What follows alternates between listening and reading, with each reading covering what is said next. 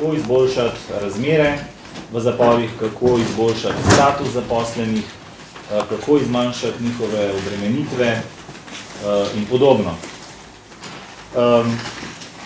Mi smo najprej ugotovili, da je sindikat včeraj poslal ministrstvu pisne predloge za nekatere izboljšave in glede na to, da je ta dokumentacija prišla šele včeraj, smo se tudi strinjali, da seveda ni mogoče že na današnjem sestanku najti odgovorov na vse te predloge in poiskati rešitve. Vendar pa za nekatere od njih smo že danes lahko pojasnili, kakšno je stanje in kaj pravzaprav ministrstvo načrtuje. V zvezi s tem najprej povem, da smo razčistili vprašanje, ki je vznemirilo sindikat UX-a, namreč varčevalni ukrep vlade v zvezi z zmanjševanjem zaposlenih v javnem sektorju. Kot veste, vlada sicer tega ukrepa še ni sprejela, je pa o njem razpravljala in zadnje besedilo, za katerega sem prepričan, da se, kolikor se to nanaša na zaposlene v upravi za izvrševanje kazenskih sankcij, ne bo več spremenilo, je tako, da to zniževanje zaposlenih za zaposlene v zaporih ne velja. Kar pomeni, da je to hkrati tudi zelena luč za prenovo kadrovskih načrtov in postopno zviševanje števila zaposlenih, tako paznikov kot ostalega strokovnega osebja.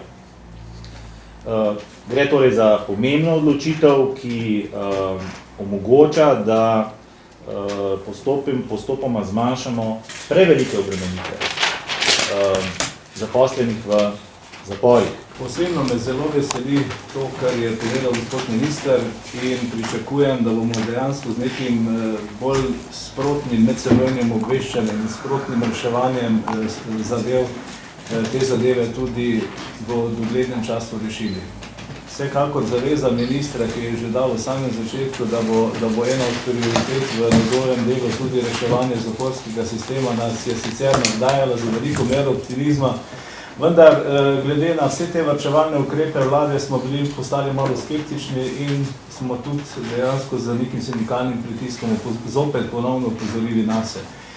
Tukaj ne gre recimo za neko trenutno zadevo. To je problem zapora, je že tako rekoč aktualen od leta 2001, ko smo se prvič znašli v hudi situaciji, ker smo tamle pridelali 120.000 nadur in v takratnem času bi že lahko zaposlili dodatnih 65 paznikov in tudi drugih strokovnih delavcev. Tako da zdaj v bodoče, pač glede na začrtane dogovore, ki smo jih nekako sklenili, in jaz verjamem zavezi gospoda Zalarja, da bomo v bodoče dobro sodelovali in da bomo te stvari rešili tako, kot je treba, in tudi odpravili dosedanjo praktično sistematično kršitev delovnih pravic zaposlenih s tem, da ne bi kršili delovnih pravic naših varovancev obsojencev.